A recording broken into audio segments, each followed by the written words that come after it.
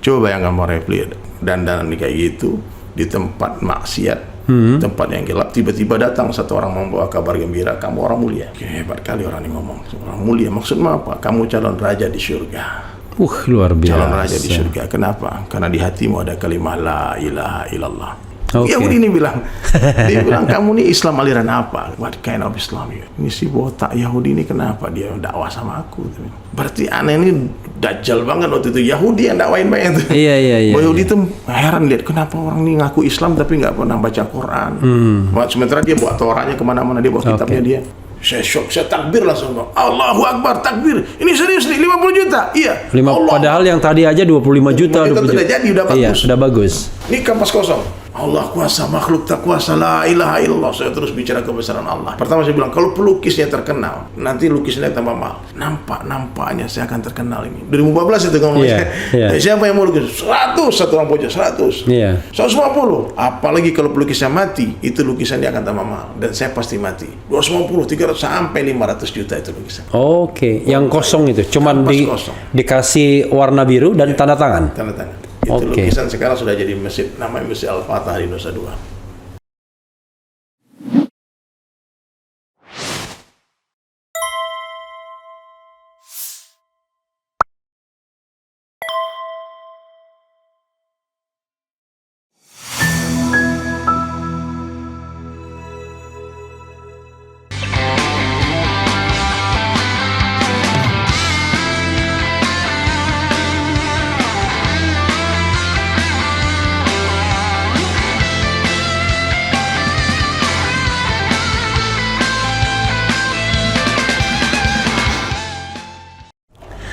Assalamualaikum warahmatullahi wabarakatuh, Sobat RH sekalian.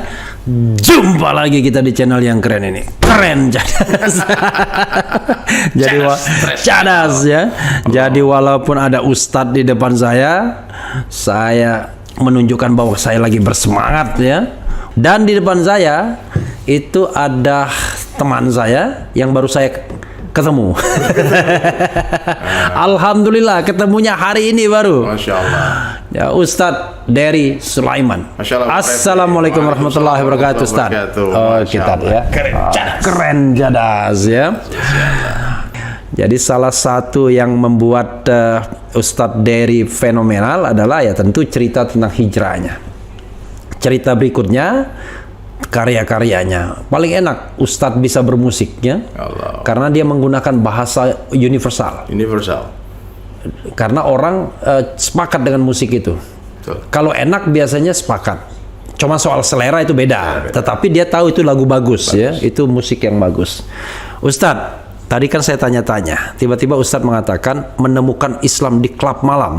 Ini, iya, ini this is as an entry point, ya kan? Nanti kita rambah kemana-mana. Yang jelas tetap kita bicara apa tadi?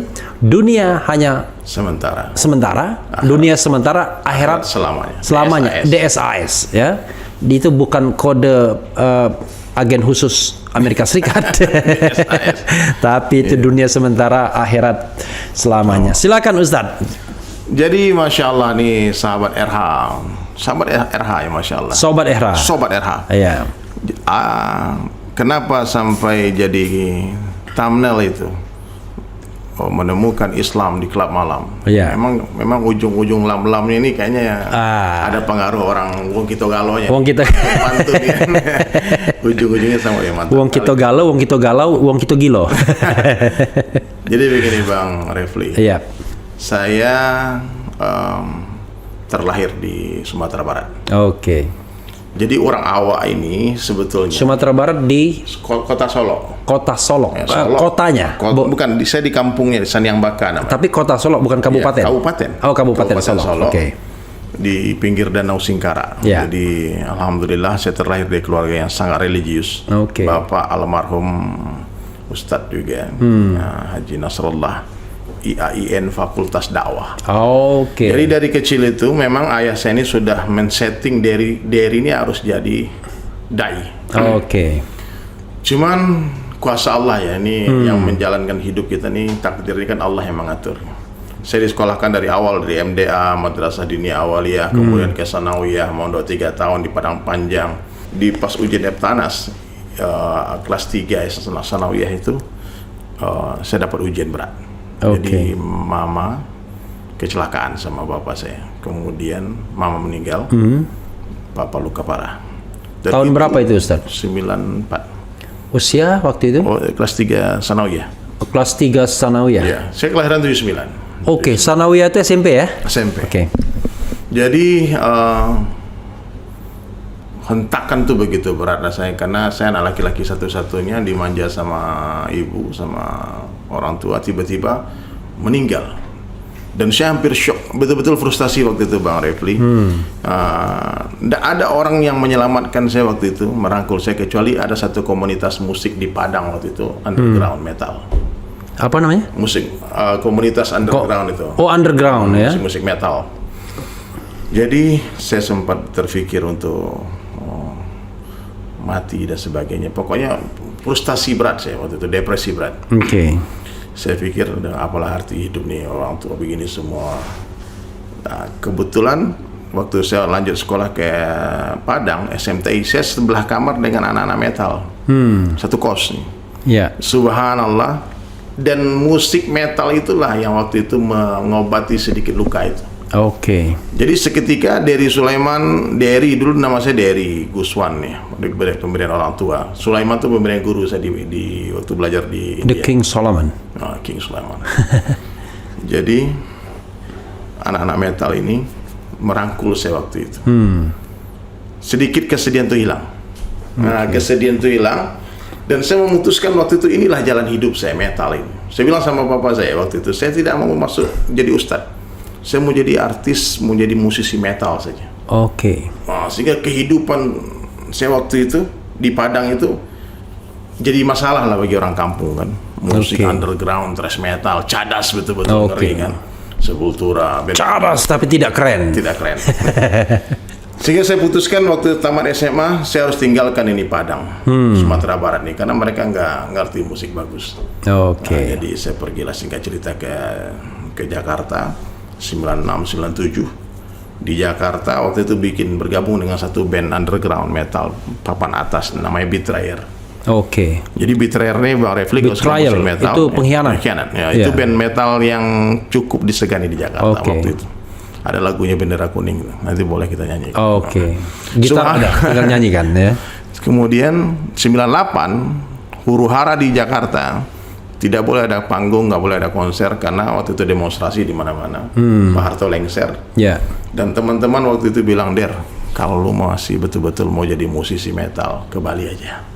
Waktu itu di Jakarta ya? Di Jakarta, di Bali itu. Tapi sorry, agak mundur sedikit. Belajar musik dari mana? Kan tadi sanawiyah. Iya, di sanawiyah itu saya belajar musik. Karena memang di setiap pesantren itu diajarkan ekstrakurikuler musik, termasuk gontor ada. Jadi yang mengharapkan musik ada juga, tapi nggak banyak sebenarnya. Pegang alat apa waktu itu? Gitar ya. Jadi akhirnya saya putuskan untuk pergi ke Bali. Di Bali berpindah-pindah dari satu kafe ke kafe lain, dan kebetulan hobi saya juga melukis. Di Bali itu tahun berapa mulai? 98. 98 itu ya, saat 98, itu juga. Ya, saya 1 minggu di Bali, Pak Harto lengser. Jadi di Bali saya temukanlah, inilah tempat yang impian saya. Surga. Teman internasional, warna-warni kulitnya kan. Terus di Legian itu satu desa kecil, ratusan kafe, diskotik. Dan kita bisa manggung suka-sukanya di mana-mana.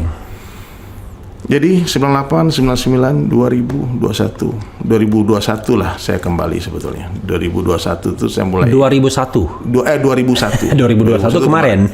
2001 itu saya memutuskan untuk masuk masjid. Kenapa?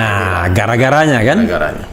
Tapi kalau gara-gara itu, kalau Palembang itu gara-gara itu bukan sebab musabab. Apa? Gara-gara itu mau cari masalah. Cari masalah. Asbab ya, penyebab. Jadi di Bali itu kan minoritas Muslim. Sambil minum nggak apa-apa tadi? Ya boleh. Ini kopinya enak banget nih, wangi. Di Bali itu minoritas Muslim. Jadi setiap ada jamaah tabligh, Bang Refli tahu jamaah tabligh, orang yang datang di rumah ke rumah, dia datang jangan. Tetangga saya jamaah tabligh nih. Ada. Iya, siapa? Gitu. Kebetulan dia ini rumah yang ini. Jadi dia keliling-keliling terus kan. Jadi saya ini termasuk target operasi mereka. Oke. Saya tahunya ketika masuk masjid dari tahun 98 tuh nama saya udah ditulis Dery target. Jadi musyawarah kan, ini ada orang Padang nggak pernah ke masjid, orang Padang rambutnya gondrong, dulu saya dulu. Dan mereka tahu latar belakangnya jangan-jangan ya? Enggak juga ya, pokoknya tahunya Padang aja. Orang ini error aja gitu, hari-hari di kafe, hari-hari di diskotik, hari-hari main musik gitu, hari-hari. Jadi setiap jamaah yang datang itu pasti ke Bali ya, pasti dia datang galeri saya. Saya punya galeri lukisan di Bali waktu itu. Oh iya, Ustadz punya bakat melukis ya? Melukis ya, alhamdulillah. Dulu saya melukis potret, dia melukis sketsa wajah Bang Refli itu bisa mirip insya Allah. Oke. Kemudian akhirnya itu hijrah juga jadi pelukis kaligrafi kan. Dulu musiknya underground metal, kemudian setelah belajar agama masih main musik, tapi musiknya berubah genre lah, berubah. Jadi suatu hari di Bali itu ada satu kafe di Seminyak. Mungkin kalau Bang Refli sering ke Bali tahu kafe itu. Sangat famous. Jadi saya lagi manggung. Ya. Tiba-tiba datanglah orang berpakaian semacam ini. Pakai sorban, pakai jenggot. Berarti jamaah tabligh. Jamaah tabligh masuk ke kafe. Dalam pikiran saya, ini orang ngapain ke kafe? Salah kostum. Terus tempat ini nggak baik buat mereka. Apa yang mereka cari? Berapa orang? Rame mereka, ada Oke. Ada berapa orang, satu meja lah mereka duduk kan. Subhanallah, saya bilang jangan-jangan ini orang mau ngebom. Pikiran saya gitu. Saya paling nggak suka lihat orang pakaian kayak gini. Karena 2000 berapa itu? Itu belum, WTC belum. Belum. Tapi udah. Tapi belum bom Bali ya, belum bom Bali. Subhanallah. Ini kenapa? Jangan-jangan dia mau marah-marahin saya? Karena salah satu sebab saya pergi ke Bali juga itu karena saya nggak nyaman dengan keadaan di Jakarta, di Padang. Dikit-dikit haram, dikit-dikit nggak boleh, ini semua. Saya pikir saya harus cari agama lain deh di Bali. Liberasi. Karena saya pikir Islam ini nggak cocok buat saya. Karena ini nggak boleh, terus ngapain dong? Sementara saya seniman, ngelukis nggak boleh, main musik nggak boleh. Terus gimana caranya? Akhirnya saya ke Bali. Di Bali saya temukan surga itu. Saya temukan apa yang saya cari. Saya senang. Senang. Tapi ternyata setelah belajar agama, saya bisa membedakan apa itu senang, apa itu tenang. Luar biasa ya. Ternyata senang tuh belum tentu tenang. Subhanallah. Jadi Bang Refli, saya lagi manggung, saya perhatikan mereka. Beda ini. Auranya beda. Kan orang yang suka sama kita tuh kelihatan dari matanya. Tatap matanya berbinar, terus dia hentakan musik, kepalanya pun goyang-goyang. Wah, saya bilang ini ustadz rock and roll juga ini. Jangan-jangan ustadz gaul ini. Saya penasaran, habis manggung saya taruh gitar, saya samperin mereka.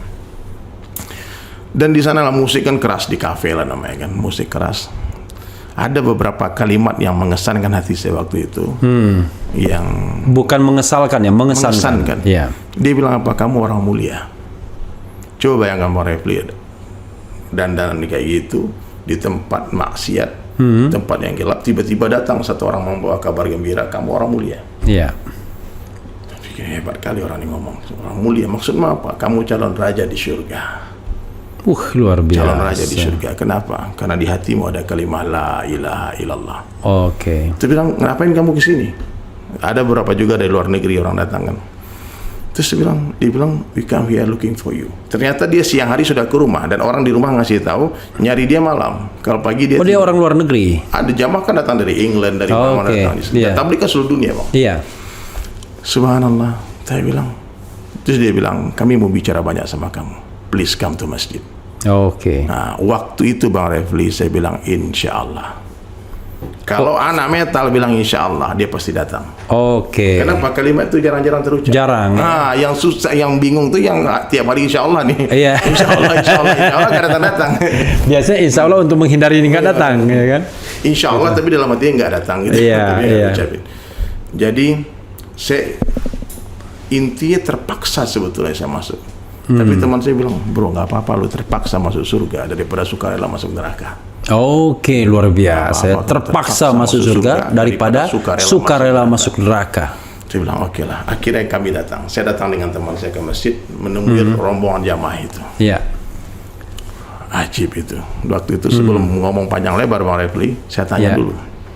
Wait brother, I want to ask you something.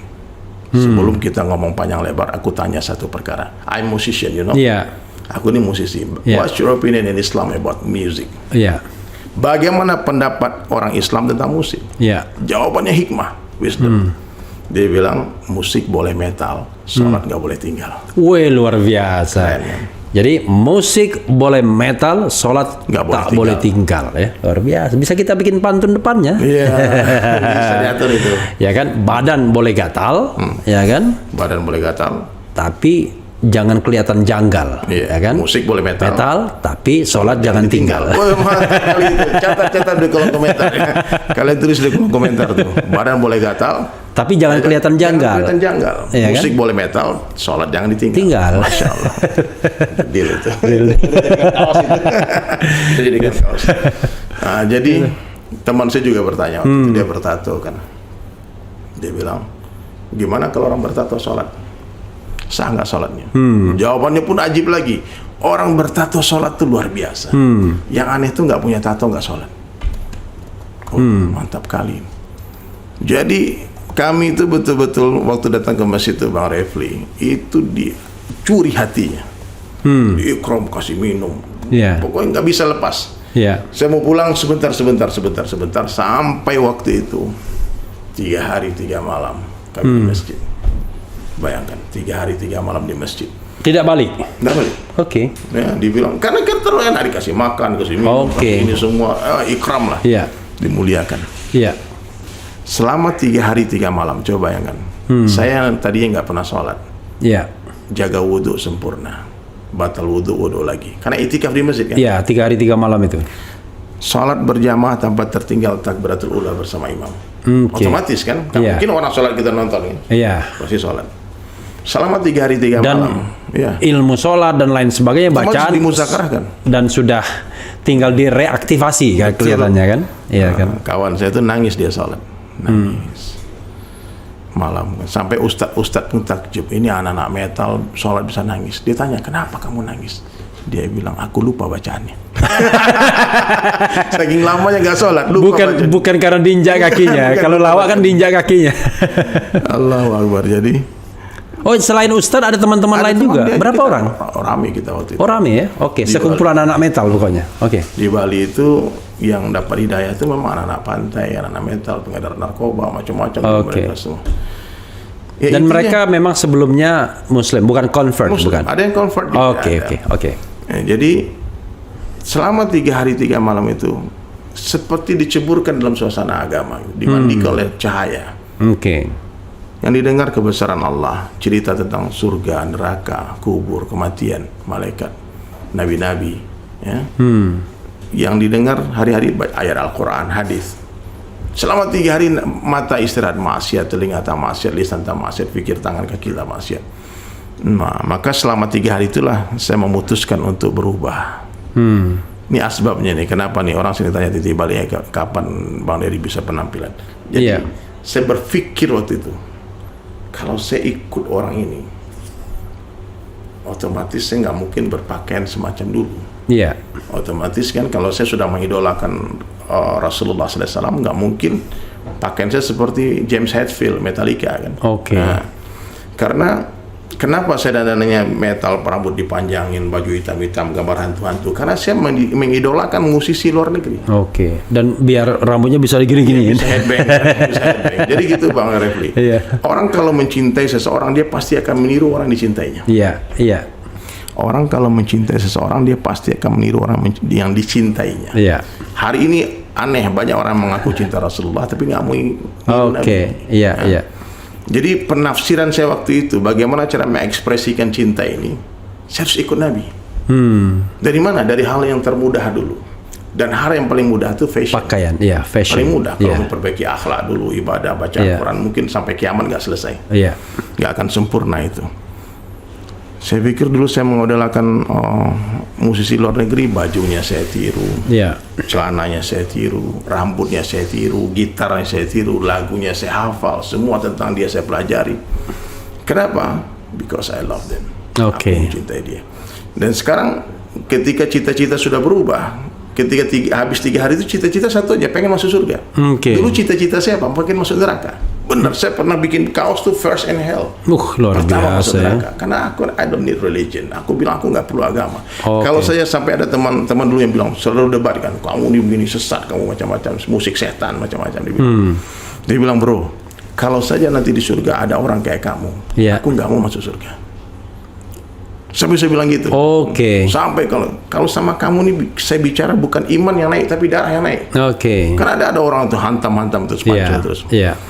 Jadi waktu itu setelah saya memutuskan, ya Allah, saya dengar cerita tentang baginda Rasulullah SAW. Satu, saya pengen masuk surga. Jadi mohon maaf nih para habaib, saya pakai sorban ini udah 20 tahun lebih. Sejak 2001. Sekarang 21 tahun. Ya, 21 tahun. Jadi saya tanya sama ustadz yang mengajak saya itu, boleh nggak saya pakai sorban? Ketika dia bercerita Nabi itu bersorban, boleh. Bahkan kata Nabi SAW satu hadis, man ahya sunnati, ini hadis mahsyur ini terkenal, Bang Refli mungkin hafal juga hadis. Siapa menghidupkan sunnahku, kata Nabi, faqad ahabbani, sungguh dia cinta kepadaku. Wa man ahabbani kana ma'i fil jannah, siapa yang mencintaiku bersama denganku di dalam surga. Saya bilang berarti kalau mau masuk surga saya harus ikut Nabi. Saya harus ikut Rasulullah semuanya, ujung rambut, ujung kaki, bangun tidur lagi semampunya. Jadi mulailah waktu itu pulang 3 hari, rambut dreadlock kayak Bob Marley itu saya gundulin. Digundulin langsung. Kemudian ini belum ada juga cambang ada dikit lah. 20 tahun masih remaja banget kan.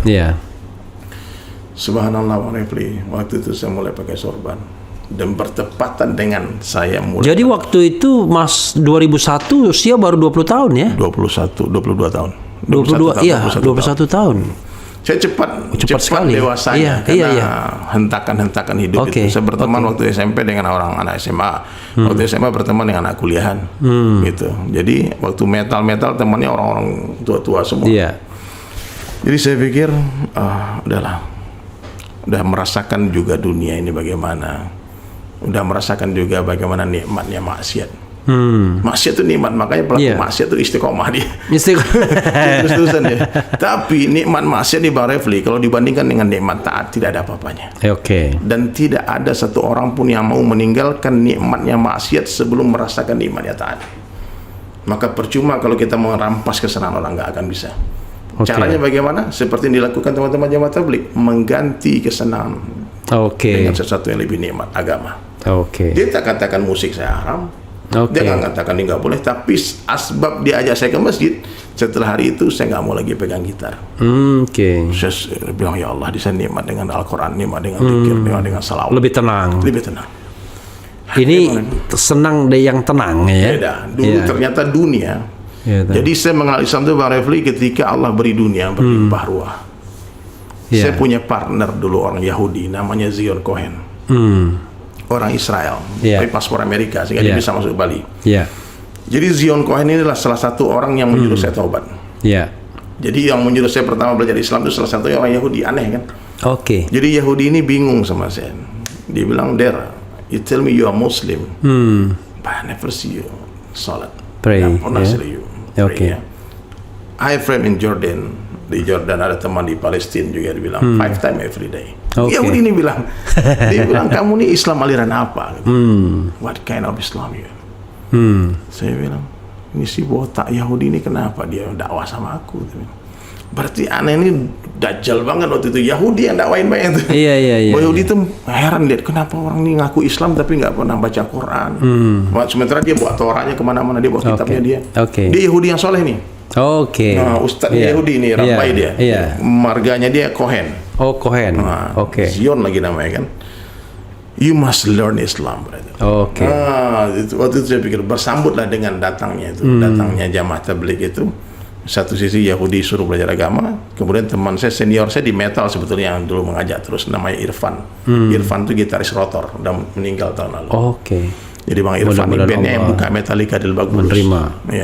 Orang dengar ya 92. Rotor. Nah, jadi dia duluan hijrah. Nah, jadi Bang Refli, kemudian setelah saya memutuskan untuk mengganti fashion, ujian berat datang.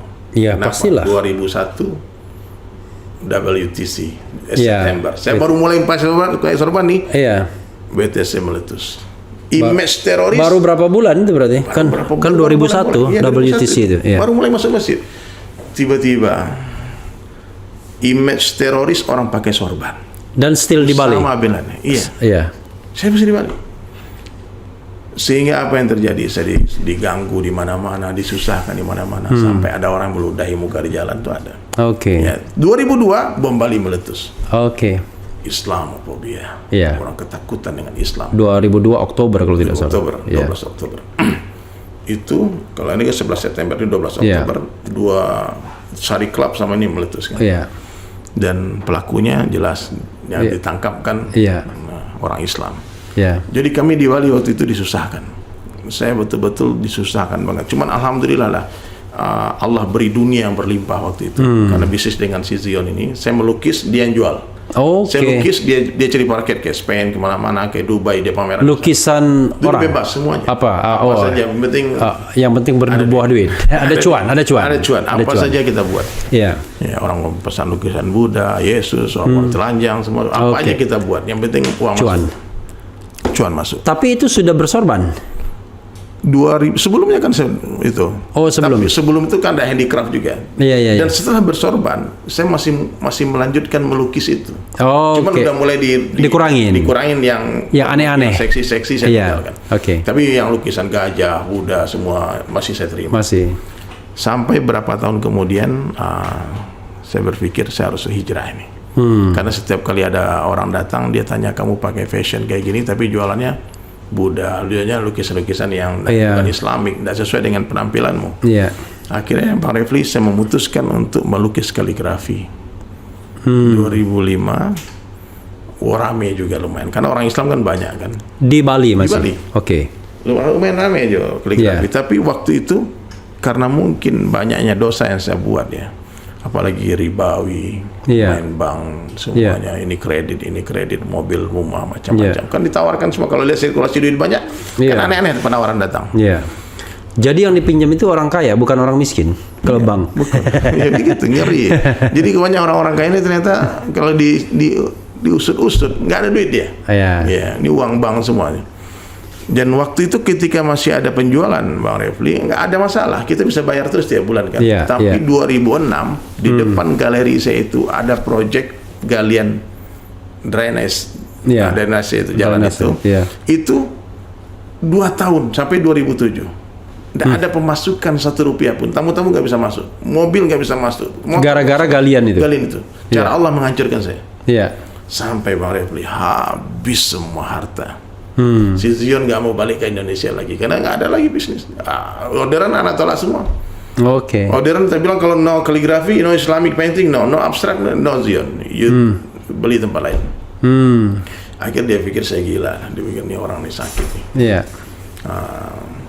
Dari ini. Tapi sampai sekarang masih baik hubungan sama masih komunikasi lah. Masih komunikasi ya. Subhanallah, akhirnya 2007 harta yang banyak tadi habis.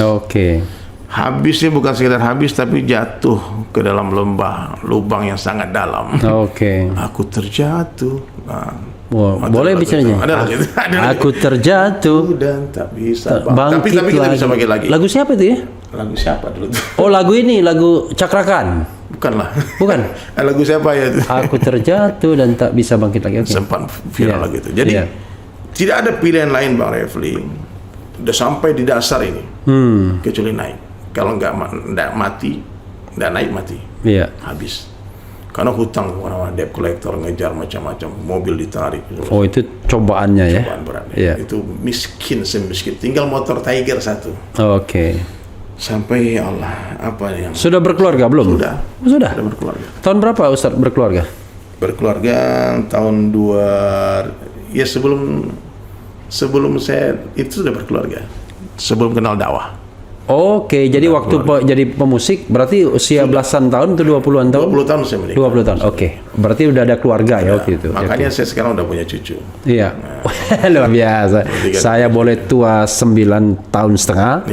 Tapi cucu beliau udah punya. Kakek Dery. Jadi begitu Bang Refli. Saya waktu itu sore hari habis sholat asar, rogoh kantong, nggak ada lagi duit, nggak ada duit buat beli bensin, nggak ada duit. Motor Tiger habis bensin, saya bisa pulang habis sholat asar di masjid Muhammad namanya di Jalan Imam Bonjol waktu itu. Lalu saya duduk di depan masjid, doa sama Allah, ya Allah, minta ke orang malu. Akhirnya keluarlah yang pemilik masjid, namanya Pak Ali Haris. Dia bilang, Sulaiman. Masih pakaian begini? Masih pakai gini. Saya nggak pernah lepas ini. Oh, nggak pernah lepas? Sejak 20 tahun, 21 tahun? Saya nggak pernah lepaskan sorban ini. Oke. Karena saya tahu betul Bang Refli keadaan iman saya. Iya. Saya kalau nggak pakai kayak gini di Bali habis sudah. Habis, oke. Karena bule-bule datang nyosor sana nyosor. Iya. Godaannya tinggi ya. Kalau kayak gini pakaian kita bule gini. Iya. Muslim, you holy man. Kita nggak boleh touch. Muslim don't touch woman. Bahkan ngasih duit pun nggak mau ke tangan kita dia. Iya. Don't touch money. Oke. Jadi aman lah dengan ini bagi saya pakaian ini Bang Refli pagar diri. Protektor ya. Protektor pagar diri saya. Saya tidak ada sedikit pun ada perasaan sok-sok jadi Habib dan semua nggak ada. Kadang-kadang para Habib salah paham. Ini siapa sih diri? Saya bilang saya memang bukan Habib, saya Habib. Arab bukan India bukan. Saya Habib Arab bukan India bukan. Bukan tapi, Arab ya. Bukan saya pakaian kayak gini betul-betul Arab maklum ya. Arab cemas. Jadi semata-mata hanya karena cinta saya kepada para habaib, kepada ulama, kepada Rasulullah. Mudah-mudahan nanti bisa berkumpul dengan mereka di surga. Amin ya rabbal alamin. Nanti Ustadz cari saya nanti, jangan sama-sama. Dibiarkan saja. Pak Refli, insyaallah di channel banyak manfaat ini. Amin ya rabbal alamin. Jadi Pak Refli, Pak Ali Haris itu keluar dari masjid, dia lihat saya lagi duduk termenung di depan masjid. Dibilang Sulaiman, ghani mut, fakir mut. Oke. Orang kaya mati, orang miskin mati. Itu lagu Ustadz tuh. Orang kaya mati, orang miskin mati. Belum ada? Oke. Mendengar kalimat orang kaya mati, orang miskin mati, saya baru memperbaiki posisi duduk saya. Saya bilang, kenapa saya harus stres?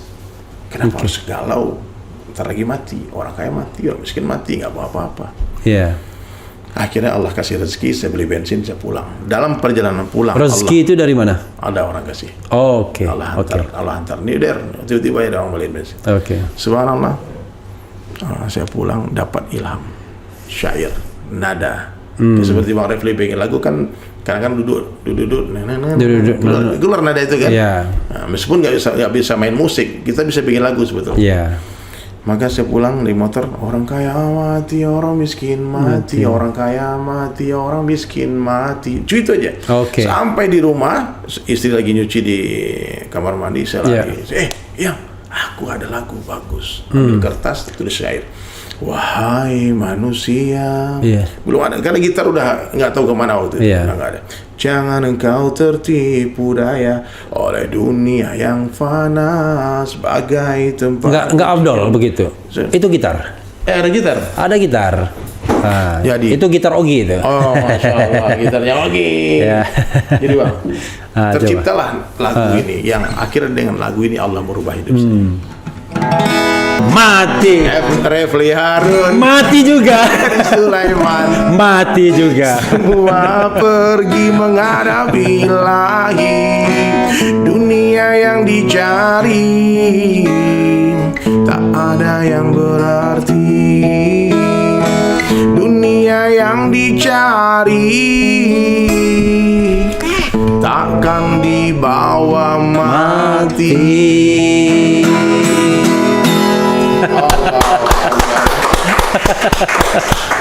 Lagu inilah yang Allah hantar untuk merubah hidup saya. Ternyata lagu ini 3 tahun kemudian, 4 tahun kemudian, 2011 saya baru pulang khuruj. Jadi setelah saya bangkrut Bang Refli, itulah saat terindah dalam hidup saya. Ketika tidak ada dunia lagi, tidak ada kesibukan lagi, tidak ada nggak pusing ya mikirin dunia. Jadi ternyata memang benar dunia ini hanya indah sebelum dimiliki. Kalau sudah punya biasa-biasa aja. Makanya kalau orang tidak ada agama, kasihan dia. Ketika dia punya harta, dia nggak tahu hartanya mau diapain. Dia nggak tahu harta ini buat apa. Ketika orang diberi kekuasaan tapi dia nggak punya agama, dia bingung kekuasaan buat apa. Padahal harta yang Allah beri itu untuk membangun akhirat kita. Kekuasaan Allah berikan untuk membantu kita di akhirat, itu mestinya. Popularitas juga gitu, untuk memperkenalkan manusia kepada Allah. Itu mestinya. Insya Allah ya. Jadi orang-orang kaya, orang-orang yang punya harta, punya kekuasaan ini memang lebih berat hisabnya ketimbang orang nggak punya apa-apa. Dan hubungan hati dengan Allah pun mudah. Dulu kalau kita sini nggak ada duit, merogoh nggak ada duit, naik ke atas, tidak ada pilihan lain kecuali ke atas. Sekarang maaf ya, ketika masih ada saldo lebih banyak, itu tangan ke atas tuh kemungkinan besar acting saya. Oke. Karena hati kita masih ke kantong kita, Iya. masih aman. Masih ngitung pas Masih doa. gitu, masih gitu. aman kan. Nah, jadi gitu. Jadi 2008 saya keluar 4 bulan. Saya meluangkan waktu saya 4 bulan di jalan Allah. 4 bulan itu saya tinggalkan rumah, tuh keliling dari rumah ke rumah, kampung ke kampung. 2009 saya ke Padang 4 bulan. 2010, 2011 itu ke Hong Kong, saya ke Cina. Lalu saya keliling. keluarga bagaimana Keluarga nafkahnya? memang udah biasa ditinggalkan. Nafkahnya? Nah itulah, nafkah itu sebetulnya yang paling penting kan iman dulu. Oke. Ya, kalau tidak ada iman, sebanyak apapun harta ditinggalkan nggak akan siap dia. Oke. Nah, jadi ketika istri faham dengan perkara ini, justru saya disuruh keluar.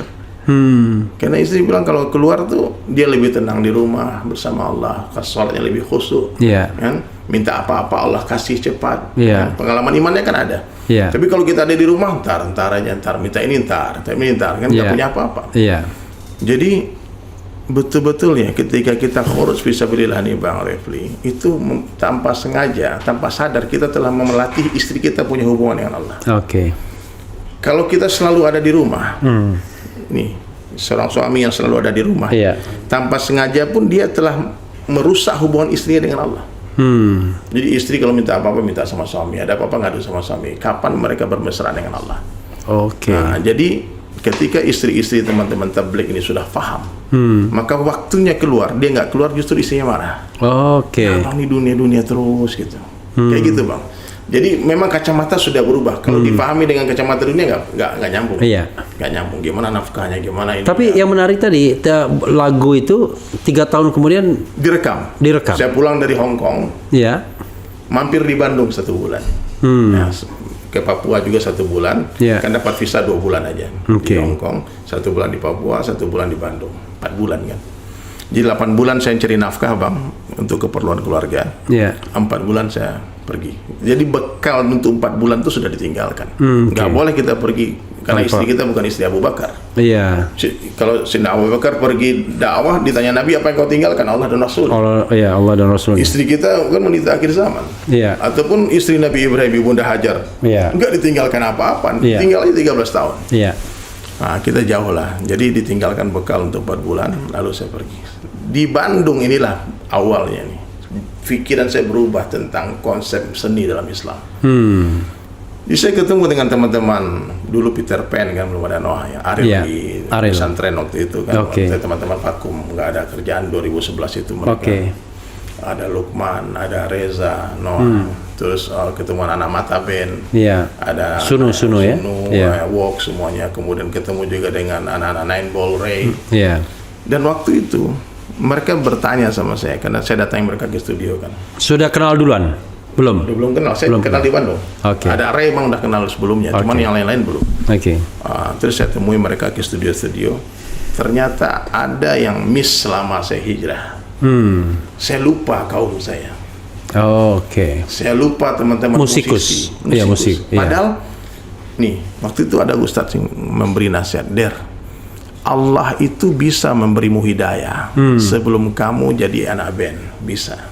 Coba kau pikir, kenapa Allah beri kamu hidayah setelah kamu ahli dalam bermusik? Supaya kamu menggunakan keahlianmu untuk mengajak manusia kepada Allah. Jadi syiar dengan musik. Bukan kau tinggalkan, ini anugerah dari Allah. Iya. Jadi teman-teman tuh tanya, bang kenapa nggak main band lagi? Dulu Betrayer kan jago tuh main gitarnya itu, kenapa nggak main musik lagi? Saya bilang, saya ini sibuk. Waktu itu ada gitar, saya mainkan lagu itu. Apa kata teman-teman? Wah merinding bang, waduh merinding bang. Ini kalau direkam keren nih. Nah, waktu itu saya suruh rekam lah sama Walk, drummer yang Mata Band. Oke. Walk sebenarnya ada studio kan di Camanik, di Bandung. Kemudian yang vokalnya sesuruh Ray, vokalis Nine Ball kan suaranya bagus. Tapi kata Walk, bang, waktu Bang Dery nyanyiin, aku merinding. Ada nurnya. Iya. Mesti Bang Dery yang nyanyi gitu. Saya bukan vokalis bang. Ustadz sebelumnya waktu gitaris saja, bukan vokalis. Oke. Terus, waduh panik saya. Sudah pakai sorban, ini semua udah khotbah Aid, sudah khotbah hari raya, udah khotbah Jumat. 2011 itu. Berarti 11 tahun yang lalu ya. Kemudian saya musyawarah lah sama guru-guru. Apa bahasa guru saya waktu itu? Dery, kamu bukan kembali ke dunia musik, ke dunia hiburan, tidak kembali, tapi menjemput teman-teman. Itu bahasanya. Jadi kamu menjemput teman-teman karena pengembala yang sukses bukan pengembala yang pulang duluan sementara gembalanya ditinggal. Ya, kita punya ini pengembala ada kambing 100 ekor. Udah petang, dia buru-buru pulang. Ditinggal di kambingnya. Dihajar nggak sama majikannya? Pasti dihajar. Meskipun agak terlambat dikit sampai di kandang, tapi semua kambing masuk ke kandang. Oh iya juga, saya bilang. Akhirnya saya mulailah menyetujui kesepakatan, akhirnya saya nyanyi. Akhirnya nyanyi lagu itu saya, Ray sama Sunu. Sunu Mata ya? Iya, Ray Sunu backing vokal, saya nyanyi. Nah, kita buatlah band waktu itu Medina. Jadi Medina nama band kita waktu itu. Subhanallah Bang, 3 tahun lagu saya ini dipakai sama sinetron. Yang bikin orang ke sini, Saiful Derajat, tetangganya Bang juga nih. Nah, yang di sini rumahnya. Dia bikin sinetron Maijah Pengen ke Mekah. 3 tahun, berarti kali 300, hampir 900 episode. Setiap hari lagu DSIS ini, orang kayak mati ini diputar di TV.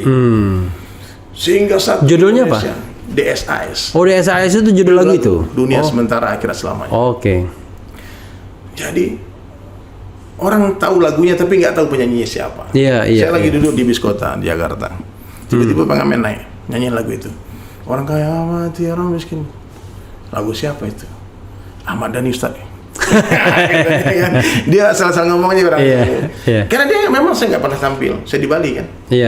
Akhirnya 2015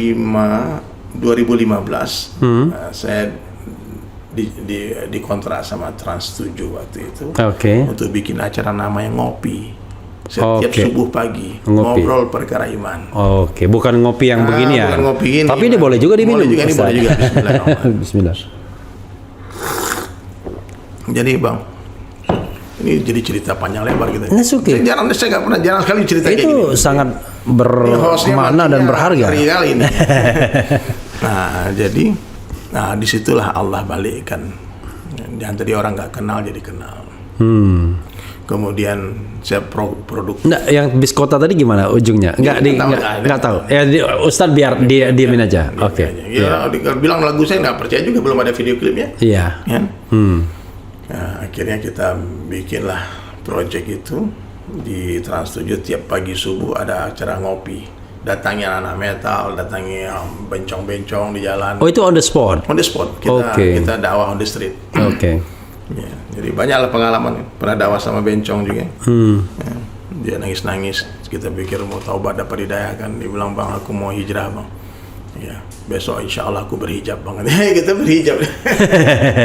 Jadi aneh-aneh Bang. Makanya kalau kita turun ke masyarakat, ke umat ini, kita nggak mungkin marah-marah. Karena problemnya begitu berbagai macam, kompleks ya. Dan apalagi saya orang yang pernah hidup di dunia gelap, saya memahami betul bagaimana hidup dalam kegelapan itu, bagaimana resahnya orang tidak bahagia dengan maksiat. Orang kalau nggak taat sama Allah Bang Refli, sekaya apapun dia pasti susah. Pasti susah. Bang Refli kan berteman dengan banyak miliuner, orang-orang hebat-hebat. Coba lihat, kalau mereka nggak ibadah, nggak sholat, nggak ada nur di wajahnya, nggak ada kebahagiaan nampak. Tidur pun harus makan obat tidur. Coba kalau orang-orang yang sholat, ibadah, tenang hidupnya, ada uang nggak ada uang, nggak masalah. Yang penting ada Allah. Jadi saya selalu bergerak Bang. Setelah tahun 2001 saya mulai masuk masjid itu, saya sudah berjanji tidak akan bekerja dengan siapapun kecuali dengan Allah. Jadi bingung orang kadang-kadang mau kontrak. Saya punya lagu banyak. Kan bisa aja tuh diserahkan ke label, kemudian dikontrak jadi artis, di branding, kemudian saya bilang enggak. Kapan bikin acara bikin. Jadi saya betul-betul independen, indie label, independen betul. Saya produksi lagu sendiri, kemudian saya publish sendiri, kan? Kemudian, sampai sekarang. Jadi hidup nggak terikat sama siapapun. Nggak digantung dan nggak tergantung. Dan akhir-akhirnya saya memutuskan untuk memfokus di dakwah saja. Fokus di dakwah. Jadi melukis musik ini memang hobi saja. Oke, sampingan. Sampingan. Ya. Ya, bekerja dengan Allah bayar gajinya. Oke. Min haitsu la yahtasib, dari arah yang nggak disangka-sangka. Aneh-aneh. Jadi kalau saya ceritakan ke teman-teman ya bagaimana cara Allah memberi rezeki, kadang-kadang nggak masuk akal, nggak masuk akal. Ya, karena kerja kita di sini, rezeki dari sini. Oke. Nggak nyambung. Iya. Ya, kadang melukis. Saya udah bikin lukisan bagus-bagus, Bang. Pernah saya bikin lukisan bagus-bagus. Kemudian teman-teman di Bali kan mau bangun masjid. Ada orang wakaf tanah, bangun masjid. Itu dibilang, Der, kita mau bangun masjid, gimana caranya? Bikin konser di 5-star hotel, saya bilang. Nanti saya yang tampil sama Om Ebit GAD. Hubungi Om Ebit. Karena kalau diundang anak-anak band yang terkenal, yang datang anak muda, karena anak muda nggak ada duit. Kalau kita menggalang donasi, crowdfunding untuk bangun masjid, undang orang-orang tua. Kalau nggak undang Om Iwan Fals, undang Ebit GAD. Ada pasarnya sendiri. Disepakati di satu hotel berbintang di Bali, kita bikin konser. Saya sama Om Ebit. Terus saya bilang sama Om Ebit, Om, nanti satu sesi, Om satu lagu, saya satu lukisan. Live painting. Saya siapkan kanvas kosong. Kanvas kosong sudah saya background warna biru. Kemudian sebelum itu sudah dilelang lukisan yang selesai yang saya bikin bagus-bagus, maksimal terjual 25 juta untuk masjid. 100% untuk masjid. Dan itu sudah disiapkan dulu? Sudah disiapkan dari rumah. Tinggal dilelang-lelang ya kan. 25, 20, sekitar lah. Paling maksimal 25. Jadi pas giliran melukis live itu, diumumkan sama MC kan. Bentar lagi Ustaz Dery Sulaiman akan melukis diiringi oleh Om Ebit GAD untuk satu lagu. Satu lukisan, satu lagu. Lagu selesai, tanda tangan. Kaligrafi maksudnya? Kaligrafi. Oke. Udahlah, wartawan sudah datang, orang berkumpul depan panggung kan. Pas udah mulai nyanyi Om Ebit, saya ke belakang panggung. Lagu apa kalau boleh tahu? Kita mesti telanjang. Oke. Dan benar-benar ya. Terus dia pulang, saya ke belakang panggung. Ternyata chat sama kuasa yang sudah saya simpan di sana dipindahkan panitia yang lain. Sengaja? Wallahu a'lam. Oke. Sengaja, mungkin dia pikir ini rundown dan dicoret. Iya. Jadi dipindahkan. Udah cari, Bang. 1 menit nyari di belakang, saya nggak. Akhirnya penonton kan nungguin nih, karena mau live painting, gimana dari Sulaiman karena live painting. Akhirnya saya balik, Bang. Saya balik ke panggung, saya hanya diam saja, duduk, berdiri, nunggu sampai dia selesai. Om bisa saya nyanyi, saya ambil mic, lalu saya bilang, hadirin sekalian, kita semua punya rencana. Saya punya rencana, Anda tentu punya rencana juga, tapi yang berlaku hanya rencana Allah. Mohon maaf, cat dan kuas saya dipindahkan orang, sehingga saya tidak jadi melukis. Seandainya tadi ada cat dan kuas, saya akan melukis sebuah kalimat, ingat mati-mati, nggak ingat mati-mati. Oke. Nanti kaligrafi indah, tulisan indah. Siapa kira-kira yang itu mau? Maksudnya itu dalam bahasa Arab maksudnya yang mati. Indonesia, ingat mati-mati. Oh, tapi seperti kaligrafi. Bahasa Arab, ya. Saya mau bikin tulisan seperti itu. Iya. Terus dia bilang, orang-orang waktu itu penonton diam, speechless semua. Baik, ini untuk masjid. Ya, semoga Allah gerakkan hati muhsinin, orang-orang baik. Siapa di antara kalian yang mau membeli lukisan yang belum jadi ini? Hening kan? Om Ebit juga diam. Dia saya malunya kayak gimana? Iya. Katanya mau lukis live, tahu-tahu nggak ada chat. Iya. Tahu-tahu satu orang di pojok. Tahun berapa itu? 2014. 2014, oke. 2014 itu angkat tangan 5. Saya pikir 5 juta. Dia bilang 50. Saya shock, saya takbir langsung, Bang. Allahu Akbar, takbir. Ini serius nih, 50 juta. Iya. Padahal yang tadi aja 25 juta. 20 juta sudah jadi, udah bagus. Iya, sudah bagus. Oke. Ini kanvas kosong. Iya. Terus saya bilang, Allah kuasa, makhluk tak kuasa, la ilaha illallah. Saya terus bicara kebesaran Allah. Ini kalau pelukisnya mati, saya bilang kan. Pertama saya bilang, kalau pelukisnya terkenal, nanti lukisnya tambah mahal. Nampaknya saya akan terkenal ini. 2014 itu ngomong saya. Siapa yang mau lukis? 100, satu orang pojok, 100. 150. Apalagi kalau pelukisnya mati, itu lukisannya akan tambah mahal. Dan saya pasti mati. 250, 300, sampai 500 juta itu lukisan. Oke, yang kosong itu. Cuman dikasih warna biru dan tanda tangan? Tanda tangan. Itu lukisan sekarang sudah jadi masjid, namanya Masjid Al-Fatah di Nusa Dua. Waktu itu Ustadz masih di Bali? Masih di Bali. Oke. Jadi, Bang Refli, bukan kita yang hebat, Allah yang hebat. Oke. Itu yang harus dijelaskan. Ini para pelukis banyak yang sombong nih. Dipikir dia yang hebat melukis, bukan, Allah yang menggerakkan hati orang. Nah, maka terus bergulir tuh setiap ada penggalangan bangun masjid. Saya cuma satu pikirannya, saya punya lukisan, saya tidak punya duit. Sampai hari ini pun bukan miliuner, punya rumah enggak punya. Saya bilang saya ada lukisan. Waktu Imam Samsi Ali bangun pesantren di New York, saya menyumbang 10 lukisan di dua kota, bikin konser kan, di Jakarta di Kuningan, sama di Bandung di Trans Luxury Hotel. Dan saya melukis di atas panggung, Opik nyanyi. Kan nih, dia di Bandung nih 2017 kalau nggak salah. Itu satu lukisan terjual 10 meter tanah di New York. 1 meter 30 juta. Berarti satu lukisan terjual 300 juta. Subhanallah. Yang membeli orang Bandung. Orang Bandung. Yang membeli waktu yang 500 juta juga orang Bali. Pengusaha dari orang Minang juga, orang Jawa juga. Subhanallah. Dan pengalaman saya dalam melukis, Bang Refli, saya pernah dapat penghargaan Muri juga melukis kaligrafi tercepat. Saya melukis 100 Asmaul Husna 3,5 jam, ukuran 120 x 90. Asmaul Husna. Asmaul Husna. Jadi satu lukisan terjual 10 juta. Berarti mengumpulkan donasi 1 M dalam waktu 3,5 jam. Oh, jadi Asmaul Husna itu yang dijual 99 99. Jadi Bang Refli mau yang Ar-Rahman, ini yang ini. Jadi sebelum acara itu saya sudah hubungin teman-teman semua. Kamu yang mana, mau yang mana, mau yang mana. Ini udah oke. Akhirnya ketika acara Muri menyaksikan. Ini kan dapat ekor Murinya Bang Refli ini. Apa nih? Unggahan video monolog terbanyak. Allahu Akbar, Masya Allah, ini harus berapa banyak ini sebetulnya. Jadi kan durasi saya itu Ustadz kan 2 tahun ya. Tapi itu kan November 2021, tapi penghitungan kira-kira sampai Oktober saja. Itu lebih dari 1000 monolog. Video? Iya. Dalam jangka waktu ya 1,5 tahun lah. Dan sekarang ajib lagi, saya bikin project. Ini project ini pertama di dunia. Melukis Al-Quran 30 juz. 30 juz. Dan ini untuk pembangunan masjid di Kampung Bang Refli di Palembang. Di daerah mana? Di daerah Demang Lebar Daun.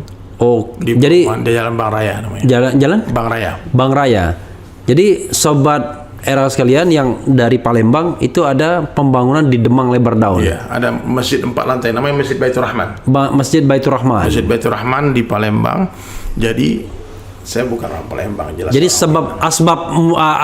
sebab musababnya seperti apa? Jadi saya ada undang tausiah di khutbah di Padang.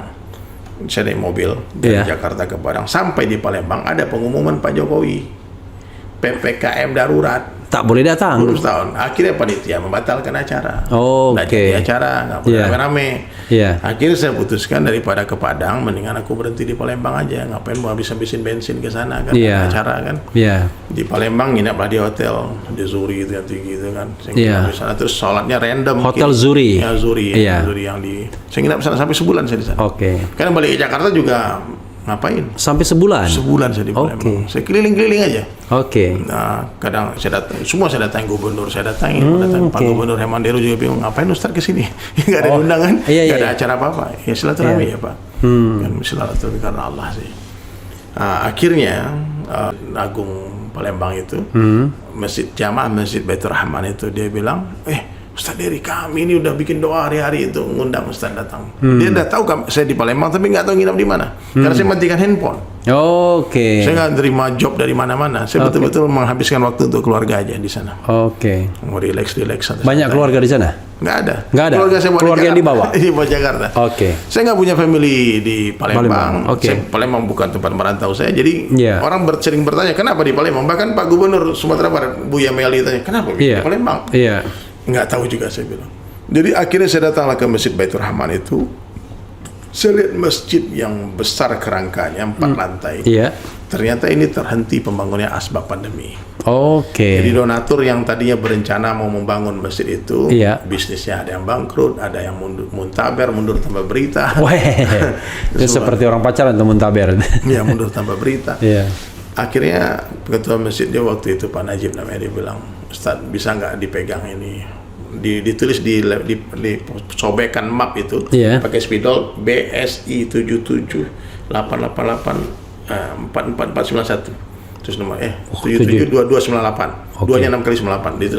Terus saya bikin kan. Nanti boleh teman-teman yang mau donasi ke masjid itu silahkan. Akhirnya saya putuskan waktu itu Bang Refli untuk melukis 30 juz Al-Quran di masjid itu. Setelah saya berkunjung ke Bait Al-Quran di Gandus. Di Gandus. Itu punya teman saya itu. Sofatila itu mengukir Al-Quran di atas kayu. Sofatila itu anak angkatnya mantan ketua DPR Marzuki Ali. Iya, ajib tuh. Bagi saya apa yang dia buat nggak masuk akal.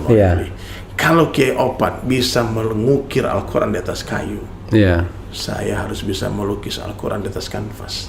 Itu motivasinya. Maka saya umumkan waktu itu, satu halaman Al-Quran, donasi 10 juta, nanti nama donatur saya tulis di setiap lukisan. Jadi kalau Bang Refli nyumbang satu halaman, nanti saya tulis namanya di sana. Nanti kita sedang mengumpulkan 604 nama. Ya, sekarang alhamdulillah sudah terkumpul 420 nama. Berarti step by step, pelan-pelan Allah antara orang-orang baik. Saya mau 1 halaman, saya mau 2 halaman, saya mau 10 halaman. Terserah, silakan. Siapapun yang berminat mau ikut melukis sejarah ini, silahkan ya. Itu masjid rumah Allah, bukan rumah orang Palembang. Itu rumah Allah. Jadi gitulah Bang Refli. Sekarang ya, saya selalu sampaikan ke teman-teman, dakwah ini bukan profesi. Dakwah bukanlah sebuah profesi, tapi apapun profesi kita wajib berdakwah. That's the point, Jadi enak ini ngomongnya. Jadi dakwah itu bukan profesi, tapi profesi apapun kita wajib berdakwah. Presiden itu wajib berdakwah. Jadi melalui Refli Harun Channel, kadang-kadang saya berdakwah tentu dengan kemampuan saya. Jadi kadang-kadang cuma dengar cerita dari Ustadz kan, lihat YouTube, lihat referensi yang tidak seberapa. Saya ngikutin kok channel Bang ya, Refli ajib. Ngeri-ngeri sedap kan. Ngeri-ngeri sedap. Allah jaga insyaallah ya. Insya Allah ya kan, karena kita niat baik kan. Saya bilang kita ingin negara kita kan menjadi negara yang baldatun thayyibatun wa rabbun ghafur ya kan. Amin ya Allah. Pemimpinnya amanah. Pertanyaannya, sudah berapa ayat? Sudah berapa? Sekarang sudah terdisplay di masjid itu 6 juz. 6 juz ya? 6 juz. 1 juz itu 20 halaman. Jadi 30 juz. Medianya apa? Kanvas. Sama seperti lukisan yang saya kasih. Iya. Unfortunately, lukisan tadi tertinggal tapi sudah diamankan. Ya. Ya, saya sudah kasih tahu. OB sudah mengamankan. Amin. Kita nggak pernah tahu nasib lukisan itu. Iya. Jangan-jangan itu lukisan nanti bisa jadi satu masjid juga. Insya Allah, alhamdulillah kita ya. Orang, karena lukisan ini aneh Bang. Iya. Kadang kita kasih orang-orang nggak bawa. Kalau kadang-kadang kita jual, dibilang not for sale, orang keluarkan duitnya semua. Saya pernah tuh bilang ada satu lukisan bilang not for sale. Itu bule itu sampai nangis-nangis bilang pulau nih please give. Iya. Saya bilang kenapa? Why you like my painting? It's beautiful gitu. Cantik. Istrimu kan juga cantik. Beda katanya, ini lukisan nggak ngomong soalnya gitu. Bedanya itu dia cantik tapi diam gitu loh. Kalau perempuan kan cantik tapi ngerepet kan. Itulah cerita Ustadz Dasyat ya kan. Masuk ke sumur tiba-tiba jinnya keluar. Tapi tidak boleh gender kita ya. Jadi begitulah. Jadi sudah selesai berapa juz tadi? 6 juz. 6 juz. Kalau backgroundnya mungkin udah sampai sekarang udah 18 juz. Berarti Ustadz harus sering ke Palembang untuk membuat itu? Kan bisa melukis di Cibubur juga. Jadi di Cibubur begitu selesai bawa Palembang. Kan bisa digulung. Tidak ekspedisi? Ya ekspedisi. Ekspedisi. Pokoknya ini akan menjadi project pertama di dunia. Saya udah googling, ada nggak pernah sebelum saya ini pelukis melukis 30 juz Al-Quran? Iya. Ada nggak masjid yang di atasnya itu dihiasi oleh Al-Quran 30 juz? Jadi rencananya itu akan di display di lantai 4 masjid itu. Di lantai 4. Seperti sebagai museum juga ya. Jadi galeri gitu ya. Galeri Al-Quran ya. Jadi kita tidak dijual. Itu semua karena milik donatur kan. Iya. Nah, itu boleh dijual seizin donatur. Jadi kalau dia jual berarti saya harus bikinkan lagi halaman yang sama. Halaman ada orang jadi bisa begitu ya bisa. Nanti. Jadi gini Bang, ada orang yang donasi 10 juta tapi dia bilang aku pengen lukisannya di rumahku. Nggak apa-apa. Saya bikinkan lukisan, dia order halaman 50 kan. Iya. Berarti halaman 50 ada 2. Satu di rumah dia, satu di masjid. Di masjid. Oke. Gitu.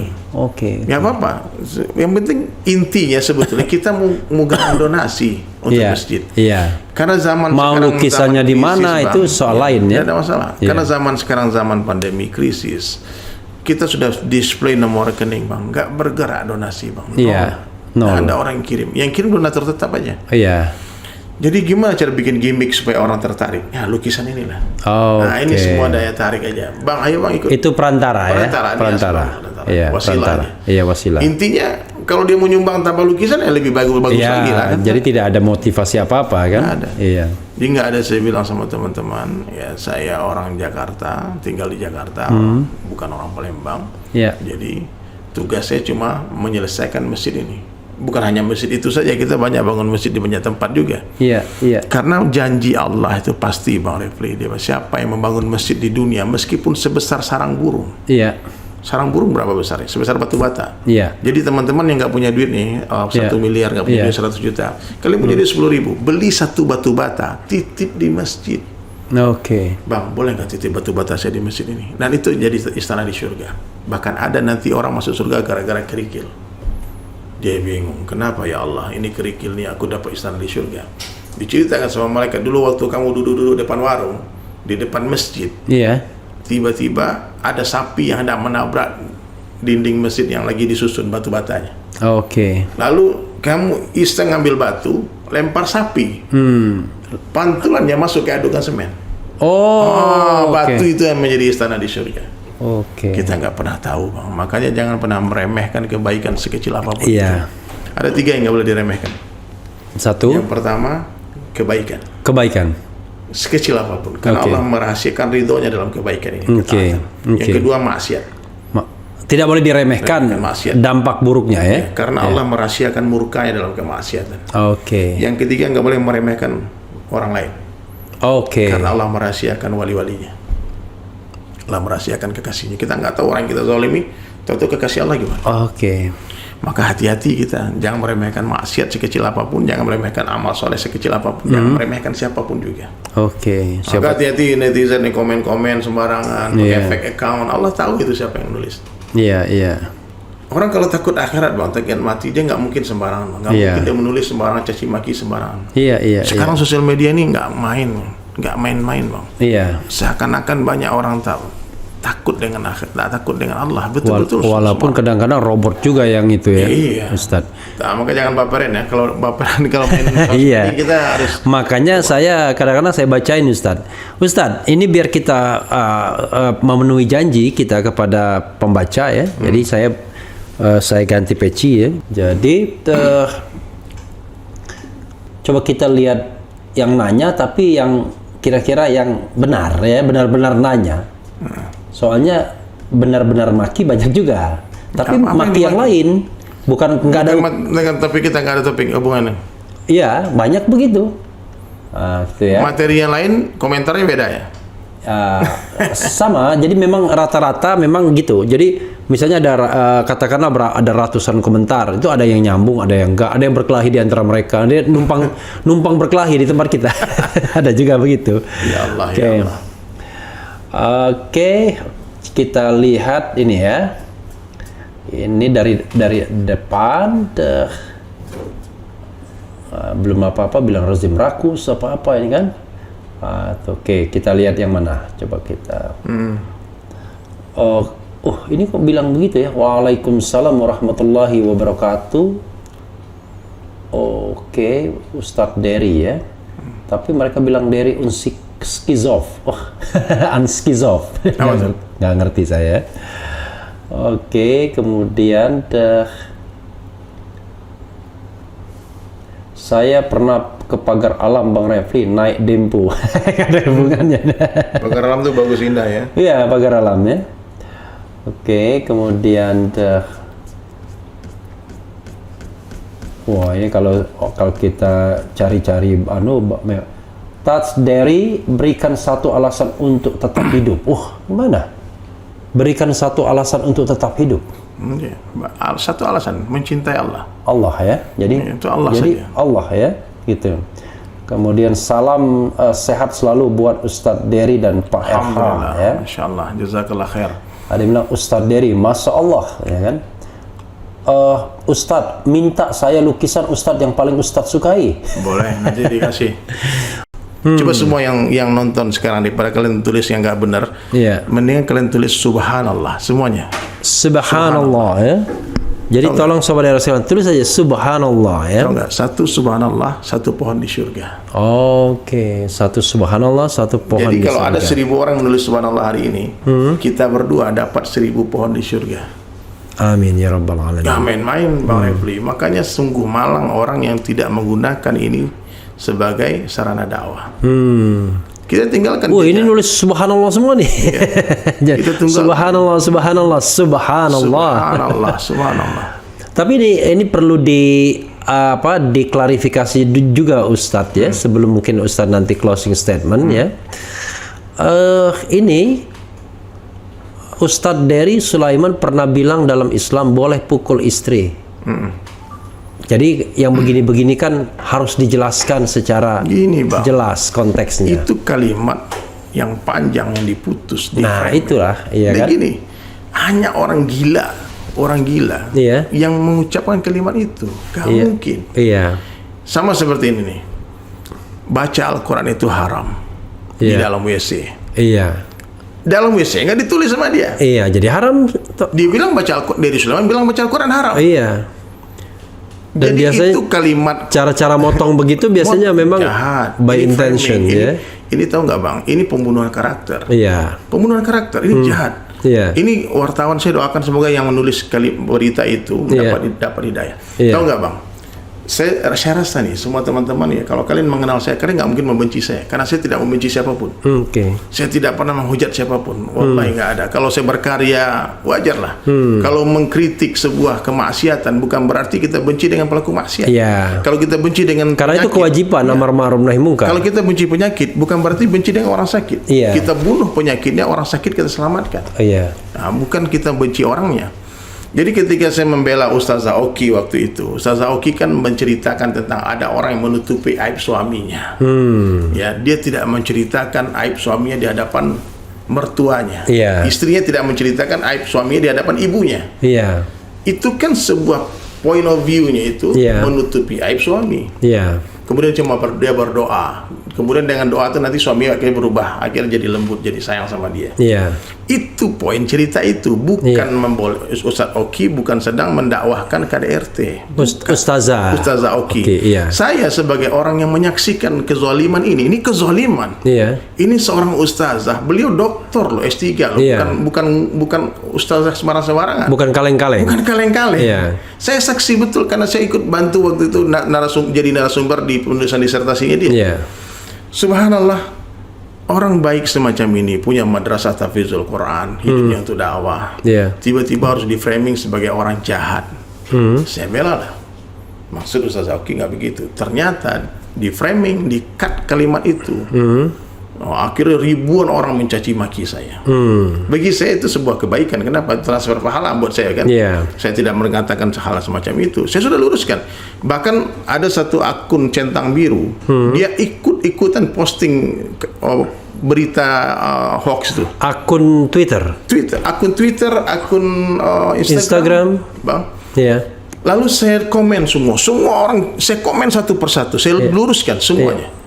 Saya tidak seperti itu. Kalau kalian metal, saya juga metal.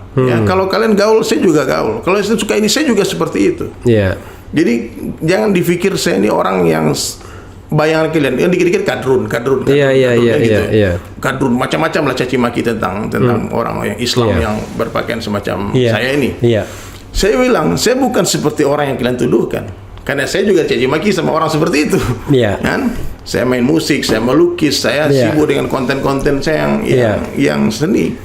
Akhirnya saya japri sama Bang. Dan beberapa orang yang saya japri akhirnya minta maaf, menghapus postingannya, dan minta maafin saya, Ustaz, maafin. Bahkan ada yang menjadi sahabat karib saya sekarang. Itu konteksnya gara-gara apa? Tiba-tiba muncul Gak jelas, tiba-tiba aja orang framing saya itu sebagai orang yang membolehkan memukul istri. Kan saya juga bilang, Islam membolehkan memukul istri bukan pada wajah. Iya. Bukan pukulan yang menyakiti, bukan melukai. Iya. Pukulan seorang suami kepada istri itu untuk mendidik, bukan untuk menyakiti, bukan untuk membunuh. Iya. Seperti anak kita nakal kita pukul, masa kita nggak boleh? Iya. Nah, jadi jangan kita ini kan seakan-akan membela wanita, kaum seperti ini. Iya. Kita siapa yang nggak cinta sama istri? Iya. Nah, jadi saya waktu itu di framing semacam itu, Bang, saya senyum aja. Cuma saya kasihan karena ada orang-orang hebat yang ikut komentar. Ada orang-orang yang menurut saya tuh dia bilang dia ngaku smart people, mengaku orang ini semua ikut komentar. Iya. Saya bilang tolong tunjukkan bagian mana Ustazah Oki yang mendakwahkan KDRT. Iya. Siapa yang bilang boleh mukul istri? Siapa bilang? Boleh memukul istri tanpa alasan dan menyakiti melukai. Al-Quran yang mengatakan mukul itu maksudnya bukan memukul dengan pukulan tinju itu, pukulan yang mendidik, peringatan. Maka ada satu hadis tuh, Allah merahmati seorang ayah, orang tua yang menyiapkan rotan untuk mendidik anaknya, bukan untuk dicambuk anaknya, untuk menakut-nakuti saja. Nah, jadi ini framing jahat. Mungkin Bang Refli juga pernah digituin, mungkin semua orang yang ikut-ikutan bicara mengkritisi. Sederhana saja, banyak perkara-perkara yang nggak penting banget hari ini ya. Saya mengkritik pawang hujan. Ya. Bagi saya umat Islam jangan ikut-ikutan membela, membenarkan ritual itu karena itu bukan ajaran agama kita. Kalau agama lain silakan, tafadhol lakum dinukum waliyadin. Saya mengatakan itu harus konteksnya begitu. Saya sebagai seorang muslim dai wajib amar ma'ruf nahi munkar di sana. Saya ingatkan la ilaha illallah, tapi saya caci maki. Maki banyak akun-akun yang nggak jelas, menghina saya, menghina keluarga saya. Saya bilang oke, fine, tidak ada masalah. Saya dakwah, mungkin itu resikonya. Rasulullah juga dicaci maki. Saya kan cuma bicara baik-baik. Lihatlah konten saya. Tidak ada satu narasi pun mencaci maki, tidak ada satu diksi pun menghina orang. Saya hanya berusaha menyampaikan kebenaran meskipun itu pahit. Karena guru saya ngasih tahu, kalau kamu takut dipenjara, takut dibunuh, kau berhenti jadi dai gitu. Itu nasihat dari guru saya. Dan resiko menyampaikan kebenaran itu nyawa memang meskipun pedang di leher kita, sampaikan kebenaran. Dan itu berat, Bang. Kalau mau aman ya diam. Tapi ketika kesalahan, kebatilan nampak di depan mata kita, lalu kita mulai meluruskan dengan baik. Tidak anak betul-betul dengan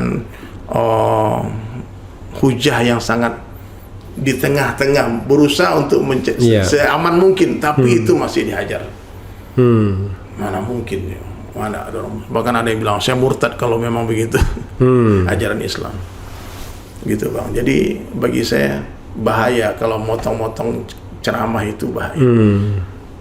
Ada 4 karakter manusia, Bang. Seperti lebah, suka berjamaah di tempat yang indah-indah. Ini kalian catat ya. Seperti lebah, suka berjamaah di tempat yang indah-indah, memberi manfaat bagi umat.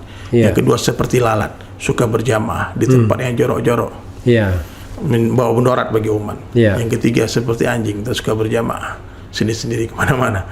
Yang keempat seperti babi. Babi ini tak pandai melihat kebaikan. Babi ini kalau melihat masuk ke taman bunga yang sangat indah. Saya kan tinggal di Bali, ada banyak orang ternak babi. Babi itu kalau dikasih makanan yang bagus, dia cari yang busuk. Kalau dia masuk ke taman bunga, ada bunga ros, bunga mawar, ada strawberry, dia nggak terkesan dengan semua keindahan. Yang dicari apa? Comberan. Ada orang yang dengar ceramah kita nih 2 jam nih, obrolan kita, dia mati-matian mencari kesalahannya di mana untuk diviralkan. Dan kemudian diviralkan, kemudian diajar. Ini karakter babi. Mending kalau diviralkan, mau dipindahkan. ini karakter seperti babi. Tak pandai melihat kebaikan. Nah, jadi kalau kita, Allah beri kita 2 mata, ini dengar baik-baik ya. Allah beri kita 2 mata. Satu mata selalu lihat kebaikan orang lain, satu mata melihat keburukan diri sendiri. Jangan dibolak-balik. Itu ajaran dasar dalam Islam itu. Menganggap orang lain lebih baik dari kita. Tawadhu, letakkan diri di bawah rumput. Ini ajaran agama kita. Nah, jadi satu kalimat yang sering saya ucapkan ya, teman-teman, Bang Refli boleh ikuti juga kalimat ini. Teman-teman di rumah kalian tulis di kolom komentar kalian. Kalau ini jadi sifat, insya Allah kita semua jadi kekasih Allah. Sebaik-baik saya. Coba teman-teman tulis ya, sebaik-baik saya. Sebaik-baik saya. Lebih baik orang lain. Lebih baik orang lain. Seburuk-buruk orang lain. Seburuk-buruk orang lain, lebih buruk saya. Lebih buruk saya. Oke. Ini kalimat sederhana tapi kalau kita amalkan, Bang Refli lebih baik dari saya. Kenapa? Bang Refli ini hari lahirnya lebih dekat dengan hari lahir Rasulullah ketimbang saya. Maka wajib hukumnya saya menghormati Bang Refli karena kedekatan dengan Rasulullah. Kenapa? Januari? Ya kan umur udah 50-an kan. Oh, oke. Iya. Saya baru 43. Iya, saya udah. Berarti siapa yang duluan? Siapa yang lebih dekat tanggal lahirnya dengan tanggal lahir Nabi? Iya. Bang Refli. Iya. Bang Refli lebih duluan menyebut nama Allah dari saya. Oke. Pasti pahala Bang Refli lebih banyak daripada pahala saya. Tapi kalau saya melihat adik-adik yang lebih muda dari kita, Iya. saya wajib mengatakan dia lebih baik dari saya. Kenapa? Saya lebih duluan bermaksiat daripada dia. Oke. Pasti dosa saya lebih banyak daripada dosa dia. Iya. Jadi cara memandang inilah yang hari ini hilang. Oke. Kita suka melihat keburukan orang lain. Kalau kita lihat keburukan orang, Bang Refli, kita benci sama dia. Iya. Kalau kita lihat kebaikan orang, kita sayang sama dia. Tapi Ustadz, ada satu hal, gimana kalau kita bicara tentang amar ma'ruf nahi mungkar ya? Iya. Terutama terhadap penguasa misalnya. Kan akhirnya kan kita harus mengungkapkan kadang-kadang kan antara mengungkapkan keburukan dan kritik itu beda-beda tipis kadang-kadang. Kan Bang Refli paling pandai main aman seperti itu. Yang dikritik bukan pribadi presiden, tapi kebijakan presiden. Yang dikritik bukan pribadi gubernur, tapi kebijakan. Kita tidak menghina fisiknya dia. Itu ciptaan Allah. Tapi keputusan yang merugikan umat harus kita luruskan. Oke. Apalagi Bang Refli ilmunya di sana, ahli hukum tata negara kan. Saya di bagian seni lah. Kalau ada orang menurut saya bikin kaligrafi yang salah, wajib meluruskan. Menurut saya ini keliru. Bukan dengan kebencian. Balas dong dengan ilmu juga. Bukan begitu begini kan enak. Jadi kita ini bersaudara. Apalagi bulan Ramadan. Sekarang kebencian ada di mana-mana. Maka saya selalu katakan, ambil cinta di langit, tebar di bumi. Ambil cinta, tebar, karena kebencian sudah ada di mana-mana. Apa yang membenci? Saya dulu Bang Refli ketika konflik besar-besaran 212. Saya sempat terjadi salah paham di kalangan teman-teman 212 terhadap saya. Karena saya juga dekat dengan Ahok. Ahok dari 2015 itu kalau ada acara pasti dia undang saya ke rumahnya, ke kantornya, semuanya. Sementara sama Habib saya juga sayang sama saya. Jadi foto sama Habib. Iya, sama Habib termasuk IB. Habib Rizik ya. Habib Rizik Syihab. Subhanallah juga sayang sama saya. Sementara terjadi perselisihan gara-gara Al-Maidah. Al-Maidah. Coba saya harus main di tengah-tengah seperti itu. Tapi ada orang-orang yang tidak bisa menerima itu. Maunya konflik, maunya ribut, berantem terus. Saya katakan, saya datangi dia bukan untuk apa-apa, tapi berdakwah. Saya pengen dia masuk Islam. Kan? Saya datangi ulama-ulama untuk belajar. Ya kan ada dua niat kita datang ke sini. Maka kata Abu Haikal, di hari ini sebetulnya posisi saya pendamai. Kemarin ketika Gus Miftah dengan Ustaz Khalid Basalamah, saya juga bikin konten untuk mendamaikan, bukan untuk menyalahkan. Sama Gus Miftah saya akrab. Betul-betul akrab, kita sering dekat kemana-mana dakwah sama-sama. Sama Ustaz Khalid belum pernah ketemu malah. Tapi justru di konten itu saya bela Ustaz Khalid. Karena menurut saya itu acara wayang salah, offside. Saya sampaikan, tapi nggak semua orang bisa menerima idolanya dikritik. Gitu. Jadi nggak ada masalah. Nggak semua orang itu sama dengan Lionel Messi dan Ronaldo. Pencintanya tidak pernah akur. Siapa yang lebih baik antara Ronaldo dan Messi? Sampai sekarang ya? Sampai sekarang.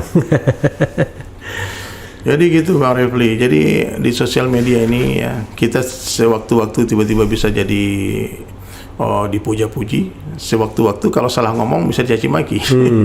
Seketika haters jadi lovers jadi haters.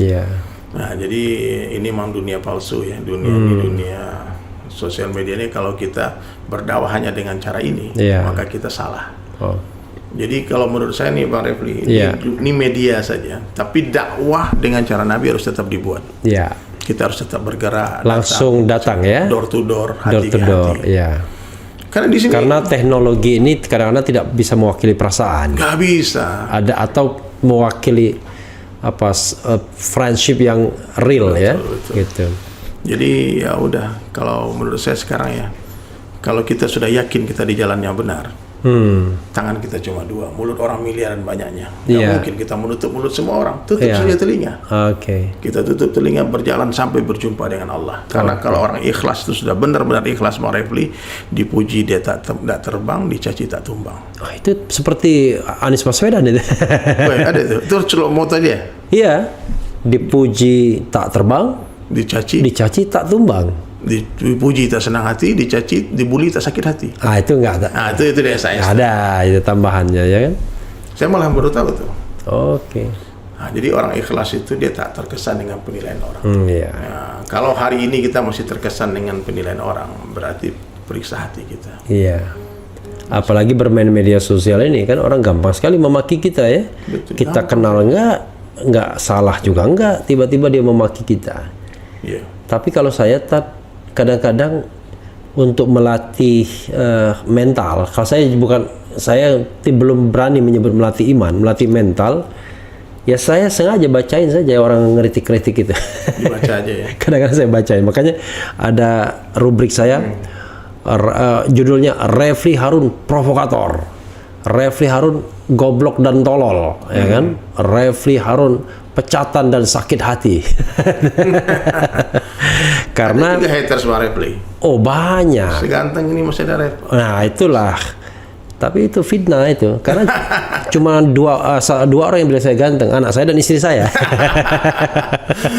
Ya Rabbi, hidayah umat ya Allah, hidayah umat ya Allah. Jadi sekarang ya semoga orang-orang yang bekerjanya seperti itu. Ada orang bekerjanya memang didesain seperti itu. Ada yang menulis begini, sudah menulis, jadi Sumaya, namanya Sumaya, sebaik-baik saya lebih baik orang lain, seburuk-buruk orang lain lebih buruk saya. Ustadz Dery Sulaiman. Betul. Coba ditulis itu. Ditulis di sini sudah. Udah di kolom komentar. Iya, di kolom komentar. Sebaik-baiknya orang adalah pemimpin yang adil, seburuk-buruknya adalah penguasa yang zalim, pembohong. Tapi ditambah pelanggar. Ini pecinta ulama nih siapa nih pecinta ulama? Kadrun terus nih tadi. Jadi kita kadang-kadang ini juga Ustadz, kadang-kadang robot juga ini kalau sudah banyak itu kita harus melihatnya ya kan. Karena itu kalau jangankan saya nih, Deddy Kobuzer mengkritik tukang pawang hujan, dicaci maki kadrun semua orang. Sebenarnya dia bingung juga tuh. Aku dia menjadi kadrun gitu. Iya. Allahu Akbar. Jadi begitulah. Sebelum closing saya akan sampaikan teman-teman sahabat sekalian. Silakan take your time Ustadz ya. Ini Ramadan time. Ramadan time. Saatnya kita mulai ya. Ini 2/3 malam, 1/3 malam. Ini waktu terbaik ya kalian nonton podcast ini. Ya anggaplah kalian dengar majelis ilmu ya. Insyaallah. Jadi ada beberapa perkara yang penting yang perlu kalian catat ya teman-teman sekalian yang duduk dari tadi tawajuh mendengarkan. Kita harus jadi orang baik. Ini penting. Harus jadi orang baik. Dalam pandangan siapa? Dalam pandangan Allah. Orang baik itu ciri-cirinya ada. Yang pertama, ciri-ciri orang baik itu hatinya bersih. Insyaallah. Hati bersih. Nggak ada iri hasad dengki. Nggak ada dendam. Hatinya terbebas dari kesyirikan. Orang baik dalam pandangan Allah tidak takut kepada siapapun kecuali kepada Allah, tidak meminta kepada siapapun kecuali kepada Allah, dan tidak berharap kepada siapapun kecuali kepada Allah. Itu yang pertama. Yang kedua, orang baik dalam pandang Allah Ta'ala itu ciri-cirinya kehidupannya, kalau dia muslim ya jelas ya kehidupannya dia berusaha meniru Rasulullah SAW sesuai dengan sunnah Nabi semampunya, bukan semaunya, semampunya. Yang ketiga, orang baik dalam pandang Allah salatnya berjamaah di awal waktu dan di tempat azan dikumandangkan. Ya, khusyuk salatnya. Yang keempat, ciri-ciri orang baik dalam pandang Allah itu dia haus akan ilmu. Kayak Bang Refli, Masya Allah, sudah kayak gini pangkatnya, pengalamannya, tapi masih belajar, masih mau mendengar saya yang nggak ada DR. Orang sering tanya sama Dery Sulaiman tuh ada LCMA nggak tuh? Saya bilang ada. LC itu langsung ceramah. Langsung ceramah. Kalau MA itu motivator akhirat. Motivator akhirat. Terserah lah, itu kan gelar orang yang kebagi-bagi juga. Jadi masih mau belajar tuh. Tapi saya nggak pernah nulis gelar. Nggak pernah. Jadi biasanya orang sendiri yang gelar. Kalau saya selalu nulis nama saja. Refli Harun. Tapi DR, SH, MH, LL, M. Iya itu karena orang searching di internet gitu-gitu. Subhanallah, subhanallah. Gitu. Jadi ilmu itu ternyata Bang Refli seperti air. Dia hanya mengalir ke tempat yang lebih rendah. Orang tinggi hati tak bertambah ilmu. Iya. Kemudian kata Buya Hamka, ajib nih. Semakin luas ilmu seseorang, semakin sedikit dia menyalahkan orang. Oke. Jadi orang kalau tinggi ilmunya, dia mudah menerima perbedaan. Nah, itu yang berikutnya. Ciri-ciri orang baik berikutnya dia tawadu. Tawadu yang tadi itu, sebaik-baik saya lebih baik orang lain, seburuk-buruk orang lain lebih buruk saya. Dia letakkan diri dia bawah rumput, dia hinakan dirinya sehina-hinanya sampai tak ada lagi orang yang berani menghina dia. Malu orang menghina dia. Karena nggak apa-apa. Kalau orang hina kita, memang saya mungkin lebih hina dari itu. Itu baru sedikit kesalahan saya yang kamu tahu, yang kamu nggak tahu masih banyak lagi. Kemudian berikutnya ciri orang baik, dia suka meluruskan niatnya, Bang. Tasihun ya. Sebelum beramal, sedang beramal, setelah beramal istighfar. Habis kita bikin majelis ini kita istighfar. Jangan-jangan majelis kita ini mudarat. Jangan-jangan majelis kita ini salah, gitu loh. Kita istighfar ya Allah. Jangan sampai orang yang mendengar majelis saya ini jadi orang jahat. Jangan sampai dia mengambil keburukan dari majelis kita. Kemudian yang terakhir, ciri-ciri orang baik dalam pandangan Allah, dia yakin dunia sementara. Dia yakin dunia bukan tempat tinggal, tapi dunia adalah tempat meninggal. Dunia adalah tempat yang akan kita tinggalkan. Sekarang kita di atas tanah, tak lama lagi tanah di atas kita. Sekarang dunia nyata, akhirat cerita. Setelah mati, akhirat nyata, dunia tinggal cerita. Yakin betul dia. Nah, maka orang baik itu dia bersegera taubat, karena ajal tak menunggu kita bertaubat. Kita harus bertaubat menunggu ajal itu datang. Mudah-mudahan kalian menjadi insan yang bertakwa semua. Saya juga, Bang Refli juga, ya, kita tambah baik terus. Insyaallah, ya. Ya, kita letakkan diri di bawah serendah-rendahnya. Salahkan diri kita secara salah-salah sehingga nggak ada orang lagi menyalahkan kita. Hari ini kan mudah menyalahkan orang. Yang paling susah tuh, Bang Refli, menyalahkan diri sendiri. Kalau menyalahkan orang lain, anak kecil juga bisa kan. Nah, jadi terserah teman-teman yang suka, yang tidak suka, yang benci, itu nggak penting bagi kita. Yang penting Allah sayang. Ya, karena apa artinya, Bang Refli, satu dunia menyanjung kita, memuji kita orang baik, tapi Allah katakan tidak. Apa artinya sanjungan itu semua? Ya, nggak apa-apa semua orang membenci, tapi Allah sayang. Itu point of view-nya kehidupan kita, mencari perhatian Allah. Karena nggak lama lagi kita tinggalkan dunia, pasti. Silakan Ustadz, closing statement buat Sobat Era sekalian, dan juga tentu buat pencinta Ustadz Dery, termasuk juga pembenci Ustadz Dery. Siapa tahu dengan menyaksikan ini malah pembenci menjadi pencinta, ya kan? Tapi pencinta Allah yang tapi sebetulnya haters itu adalah lovers yang tersembunyi. Nah, seperti karena kalau orang benci kita beneran, dia nggak mau komen, nggak mau lihat, nggak mau nonton konten kita, dan nggak peduli dia. Nggak peduli, I don't care. Ya. Jadi karena di YouTube nih algoritmanya like dengan dislike itu sama bayarannya. Sama bayarannya. AdSense-nya sama. Allahu Akbar. Jadi mudah-mudahan semua Allah beri hidayah ya. Saya doakan semua yang menonton, Allah jadikan raja dan ratu di surga. Amin ya. Bahagia dunia akhirat. Berkah rezekinya. Anak jadi anak yang soleh-soleh, alim-alimah, dai-dai, hafiz-hafizah. Rezeki berkah berlimpah, diberi kesehatan. Yang berhutang Allah lunaskan hutangnya, yang sempit Allah lapangkan hidupnya. Amin. Amin. Ini kalau nggak kita close sampai subuh nggak selesai. Jadi Sobat Era sekalian, ya, kalau tidak kita close sampai subuh tidak selesai. Tapi saya yakin sebelum subuh pasti kita akan selesai. Jadi ya nanti di ada pantun nggak? Refli biasanya bikin pantun. Pantun untuk Ustadz ya. Untuk Ustadz Dery ya. Jadi saya katakan ini tadi sudah jalan-jalan ke Georgia, ya kan? Jauh kali jalannya. Iya, karena jalan tuh kalau jauh dakwah kan semakin besar ya. Jalan-jalan ke Georgia. Tuh. Jangan lupa bawa ikan teri. Luar biasa, kurang kerjaan tuh orang. Tapi hati Refli Harun sangat bahagia bertemu Ustadz Dery. Allahu Akbar, Masya Allah. Saya apalagi senang. Kita baru ketemu belum sampai 24 jam nih, tapi seperti udah bertahun-tahun kita bersama. Insya Allah. Allahu Akbar. Jadi Masya Allah. Jangan lupa di like ya, di subscribe channel YouTube saya juga. Sulaiman dan Sahabat. Jadi Dery Sulaiman dan Sahabat. N Sahabat. N ya. Jadi Dery Sulaiman N Sahabat. Juga ikuti Instagram Dery Sulaiman. Silakan. Sekurus-kurusnya ikan pasti ada dagingnya, segemuk-gemuknya ikan pasti ada tulangnya. Ambil dagingnya, buang tulangnya. Ambil yang baik, buang yang buruk. Ambil yang jernih, buang yang keruh. Keren. Keren, cadas. Waalaikumsalam warahmatullahi wabarakatuh.